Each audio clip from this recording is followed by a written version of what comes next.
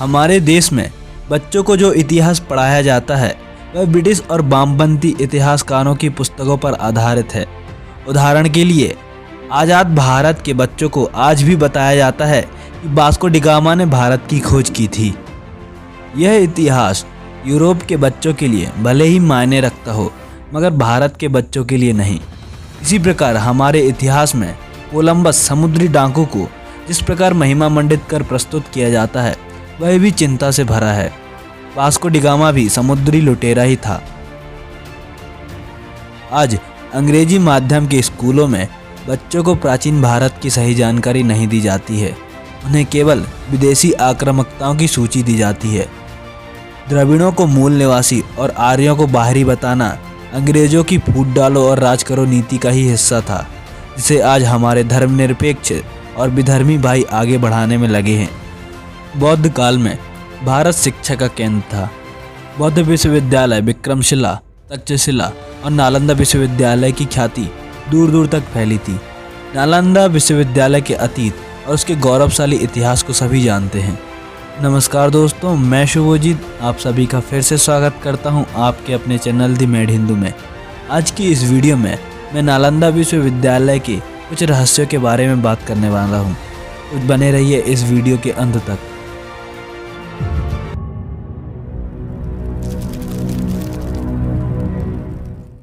दुनिया की सबसे पुरानी यूनिवर्सिटी नालंदा यूनिवर्सिटी है। इस यूनिवर्सिटी की स्थापना 450 ईसा में हुई थी। नालंदा यूनिवर्सिटी प्राचीन भारत के सबसे उच्च शिक्षा प्राप्त करने वाली यूनिवर्सिटी थी। नालंदा यूनिवर्सिटी शिक्षा के क्षेत्र में सबसे महत्वपूर्ण और विख्यात केंद्र माना गया है। पटना से 90 किलोमीटर दूर और बिहार से 12 किलोमीटर दक्षिण में दुनिया की सबसे प्राचीन यूनिवर्सिटी के खंडहर स्थित है।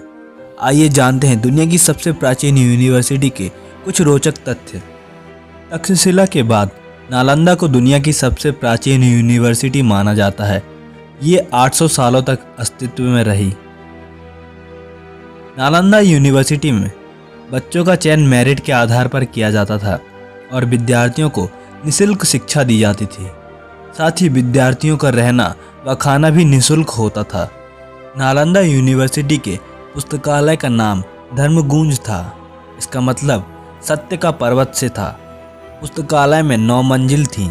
इन 9 मंजिलों में 3 भाग थे जिनके नाम रत्नरंजक, रत्नदधी और रत्नसागर थे। नालंदा यूनिवर्सिटी में केवल भारत के ही नहीं बल्कि कोरिया, जापान, चीन, तिब्बत, इंडोनेशिया, ईरान, ग्रीस, मंगोलिया आदि देश के विद्यार्थी भी पढ़ते थे। नालंदा यूनिवर्सिटी में हर्षवर्धन, धर्मपाल, वसुबंधु, धर्मकीर्ति, आयुर्वेद, नागार्जुन के साथ कई अन्य विद्वानों ने पढ़ाई की थी। नालंदा यूनिवर्सिटी की लाइब्रेरियों में हजारों किताबों के साथ 90 लाख पांडुलिपि रखी गई थी। यहाँ पर बख्तियार खिलजी ने आक्रमण कर आग लगा दी थी, जिसे बुझाने में 6 महीने से ज़्यादा का वक्त लगा था। इससे यह अनुमान लगाया जा सकता है कि वह लाइब्रेरी कितना विशाल था और उसमें कितना गहरा ज्ञान का संग्रह था। एक चौंकाने वाला रहस्य ये भी है 1.5 लाख वर्ग फीट में नालंदा यूनिवर्सिटी के अवशेष प्राप्त हुए हैं। ऐसा माना जाता है कि ये यूनिवर्सिटी का सिर्फ 10% हिस्सा ही है। उस दौर में यहाँ literature, astrology, psychology, law, astronomy, science, warfare, इतिहास, मैथ्स, आर्किटेक्चर, भाषा विज्ञान, इकोनॉमिक्स, मेडिसिन समेत कई विषय पढ़ाए जाते थे। यूनिवर्सिटी में लोकतांत्रिक प्रणाली थी। कोई भी फैसला सभी की सहमति से लिया जाता था, यानी सन्यासियों के साथ टीचर्स और स्टूडेंट भी राय देते थे। नालंदा शब्द संस्कृत के 3 शब्द ना, आलम, डा के संधि विच्छेद से बना है।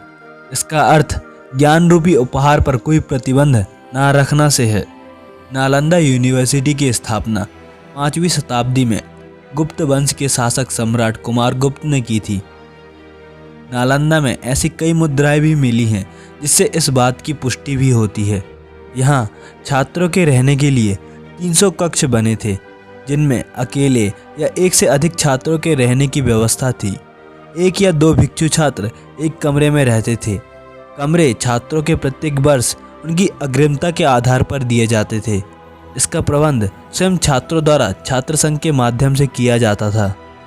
नालंदा की तर्ज पर नई नालंदा यूनिवर्सिटी बिहार के राजगिरी में बनाई गई है। इसे 25 नवंबर 2010 में स्थापित किया गया था। इसके आने वाले नेक्स्ट वीडियो में मैं आपको बताऊंगा कि क्यों बख्तियार खिलजी ने नालंदा यूनिवर्सिटी को नष्ट करवा दिया और इसकी सारी पुस्तकें जलवा दी। आज की इस वीडियो में बस इतना ही। अगर आपको ये वीडियो अच्छी लगी तो आप इस वीडियो को अन्य सोशल मीडिया प्लेटफॉर्म के द्वारा अपने दोस्तों को शेयर कीजिए और अपनी बातें नीचे कमेंट बॉक्स में लिख भेजिए। तब तक के लिए बने रहिए द मैड हिंदू के साथ। जय हिंद।